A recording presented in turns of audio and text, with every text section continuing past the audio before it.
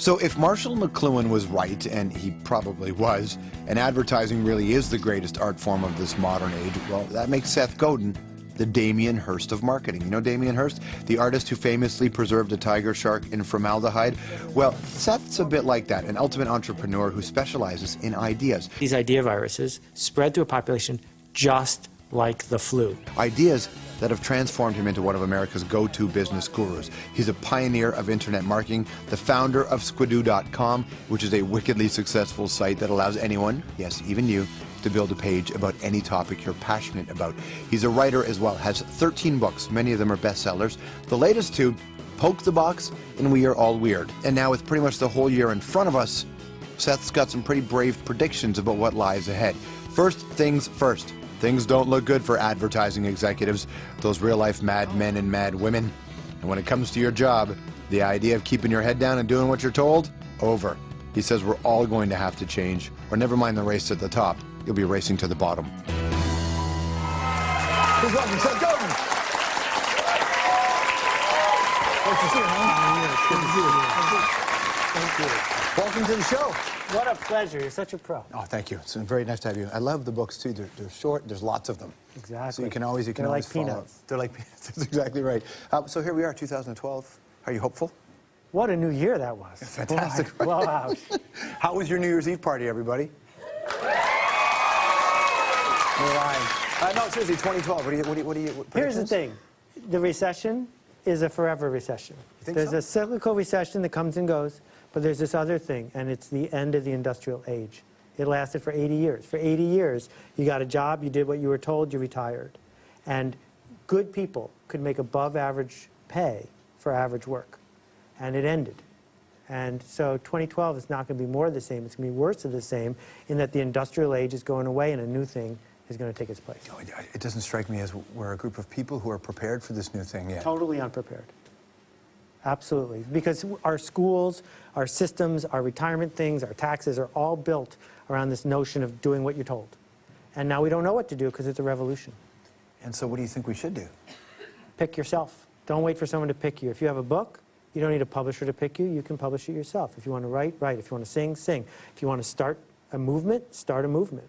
But this shift is that it doesn't matter whether you own a building or own a big company. You can now make an impact if you want to. Well, there was this idea that people think the government owes them a job, or at least owes them the opportunity to get a job. Has that changed? Well, I think the thinking hasn't changed at all, because that's what we grew up to believe, that this notion of you pay your taxes and you do what you're told and there's a pension and a safety net is hardwired in. Andrew Carnegie, Henry Ford, all those guys built it into the system. And now it's starting to crumble, and the jobs are moving. There's a McDonald's in California. You pull into the drive-thru and you say your order, and you can see the guy 12 feet away who's flipping burgers. You're not talking to him. Yeah. It goes over TCP/IP through the internet and a satellite to someone in South Dakota who's making 12 cents less an hour, who types in what you said and back over, because they could save 12 cents doing that. So there's this race to the bottom. And if you're going to say, I'm an average guy doing average work, we'll find someone cheaper than you. But is it that there was a revolution, or is it that corporations felt like they had an unfettered path? Yeah, capitalism has always needed boundaries.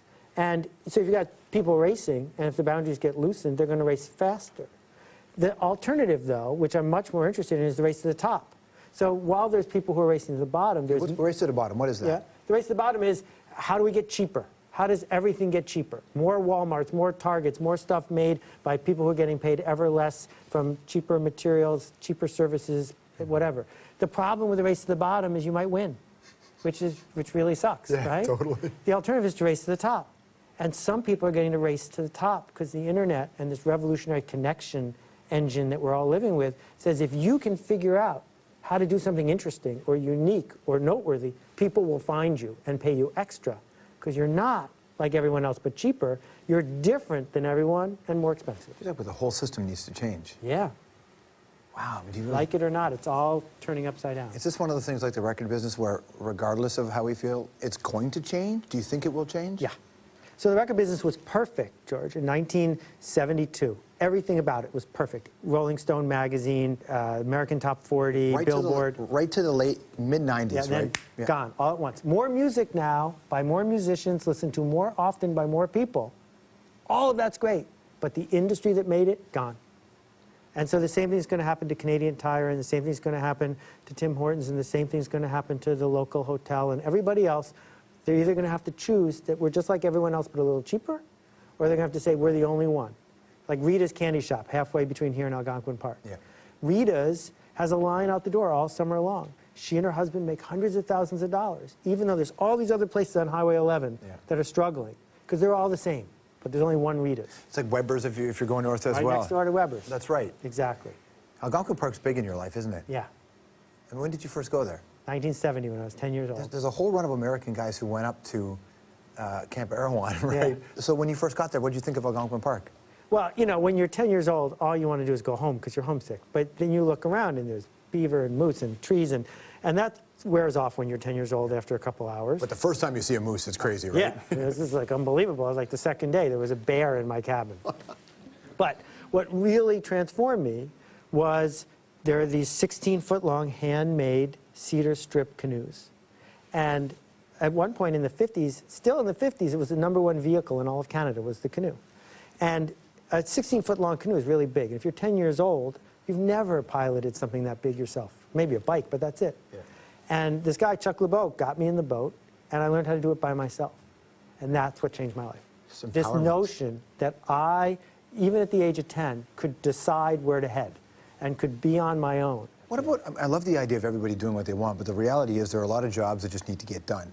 Jobs that don't go away. Someone needs to do them, but it doesn't have to be you, does it, George? Well, who doesn't? Well, I'll worry about those people second. Right now, I'm worried about where are all the people stepping up, raising their hand, saying, I want to sing for you, I want to write for you, I want to connect for you, I want to lead this group. Right? You look at the thing that's been going on all last year with the Occupy movement. One of the interesting things about it is 24-year-olds, for no money, stood up and said, follow me. Yeah. Not all of them, just a few.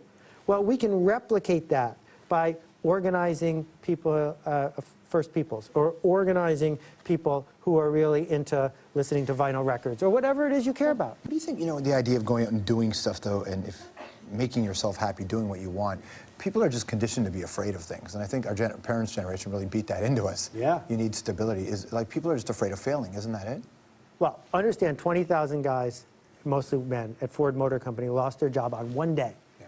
All of them had done everything they were told, and they all lost their job. So don't tell me stability is stable, because it's not. There's part of our brain right back here, the amygdala. It's the prehistoric brain, the lizard brain. It's in charge of revenge and anger and reproduction. It's the one that makes you change your outfit before a blind date and eat a whole chocolate cake when you're depressed. Isn't it funny that reproduction and anger and revenge are together? Exactly, all in one little wild animal kind of thing. So you need to recognize the voice of that lizard. When it speaks up, when it freaks out because there's turbulence on the plane or because you're worried your boss's caller ID's on the phone, you need to say to the voice, thanks for letting me know, now let's move on, as opposed to having this fight with it, because that's what freezes us up. It's got a couple of books, We're All Weird and Poke the Box. Seth Godin, everybody. We'll be right back.